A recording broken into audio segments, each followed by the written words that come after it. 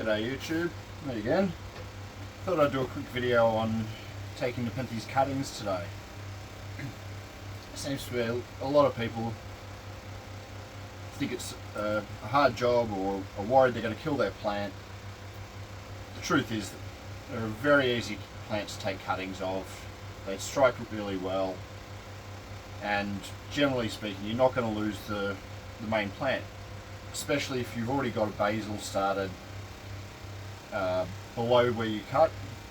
It'll give you plenty of opportunity for that plant to give all the energy it's got getting through the roots into that basil or new growth point that starts to continue growing, and you'll have a great plant in the future. Now I've got a pot here of cocoa peat and perlite. Very heavy on the perlite, probably 70%, which just makes it easy for the roots to grow through. It's really soft and fluffy. I've moistened that down, and the cocoa peat has been soaked for a couple of weeks. So I just put the whole block into a stocking, throw it in a bucket, change the water once in a while, and you'll see over time the water stays clearer as the tannins and the salts wash away. One thing to add, always sterilise your equipment. I soak these for a bit in rubbing alcohol and then just torch them with a lighter. Make sure you're not transferring any infections or pathogens from one plant to another, and give you, hopefully the best results and most likely to strike and grow good plants in the future. I think the plant I'm going to work on today is Ventricosa inimus. It's just a cute little plant. It's easy going. And I should add, I haven't tried striking cuttings in cocoa peat and perlite myself before, but I've heard it does have great success. Hence why I'm taking a few cuttings now mid-winter, which usually I wouldn't suggest is the time to do it. In the greenhouse it's less of an issue than if you're growing outdoors middle of winter, just because it's already warmer in here. The plants are actively growing, they haven't sort of stalled for winter. So yeah, it's a bit hard to show the main plant here, and hopefully I cut the right vine. I think every grower knows the heartache when you reach in to cut something and cut the wrong vine off. There's no pictures on the main plant at the moment. It needs a bit of a clean up, some dead leaves and things, but it's got multiple growths, a couple of good sized vines starting on it. If I can find the main one.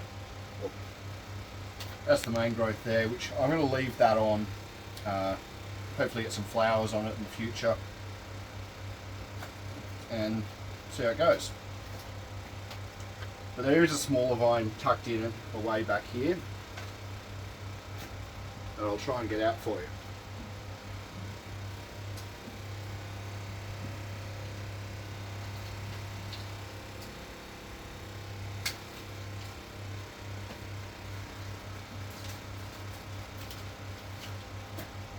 Can also be a good idea to get in there before you take the cutting and just snip all the tendrils off. It just saves them getting caught on things. I've had them, pull plants out of pots, break things, and just become a nightmare really. You'll also see a lot of people will cut the leaves in half, just to save expiration from the plant, stop it letting any more moisture out. If you have the space and you're in a greenhouse, you don't need to. I do tend to cut the leaves down, and that's just because I tend to run out of space quickly, and if this plant is quite small, but others with huge leaves, if I've got 100, 200 cuttings going at one time, you can imagine how much space they need to take up. So I'll just snip a few of these down.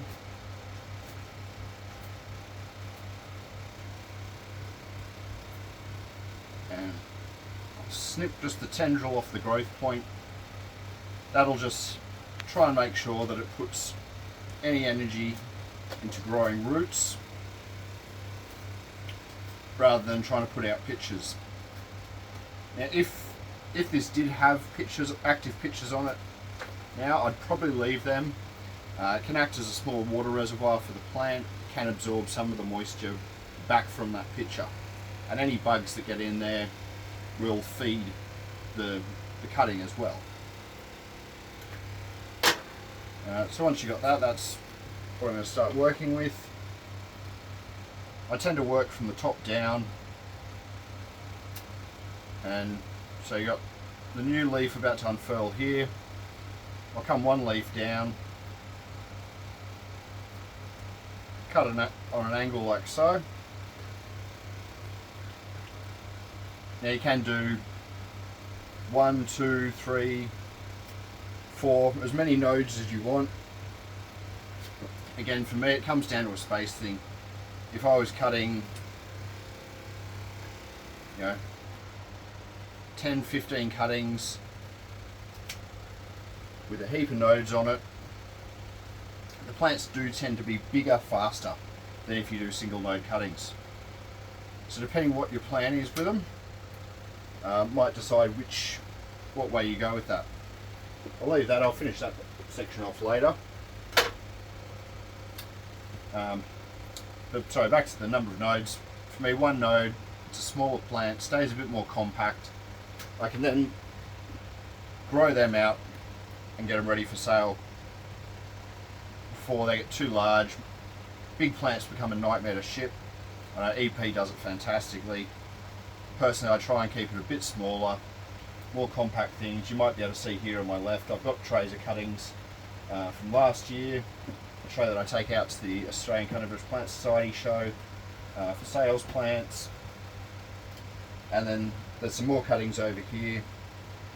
Ones that haven't really taken off in growth yet, or possibly didn't strike. So they'll stay there and see what happens in the future. If they do strike, put out some new growth, I'll probably move them over under the lights, grow them out, and have nice new plants to go. Now the second stage, once you've cut it, I tend to cut it on an angle, which has two parts to it. The angled cut gives more surface area for roots to grow out of once you put it up, and the angled top on top of the cutting means any water that lands on there should just run away and should give you a better chance to avoid rot. I have also dabbed cinnamon on the tops of cuttings before, which is an antifungal, dries them out and should really help. The other thing you can do for more roots, for more surface area for roots to grow, I've seen people splitting the stem vertically, shoving a toothpick in there to open it up. Works well. Personally, I just take a sharp blade and you want to almost sharpen it, sort of like you're making a point, and expose that core of the cutting, which hopefully you can see there. And then it's as simple as stick it in the pot. Once that's done, continue doing it. Now again, space is being an issue for me. I do tend to use bulk pots to start my cuttings. Again, different medias can work. If using sphagnum moss, again, I wouldn't suggest using doing the bulk pot method, because when it does become time to unpot these cuttings, separate them out into single pots, all those roots are going to be tangled together, tangled in the sphagnum, and I just found I was getting too much root damage trying to separate them.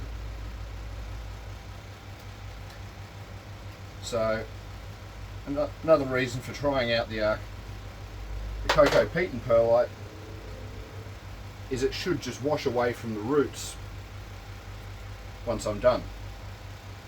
Yeah, there you have it.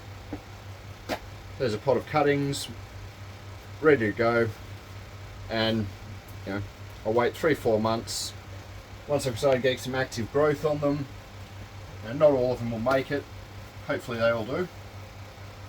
Once I start seeing some good active growth, I'll start looking at separating these out to single pots, and after 6 or 9 months should start having something looking like this.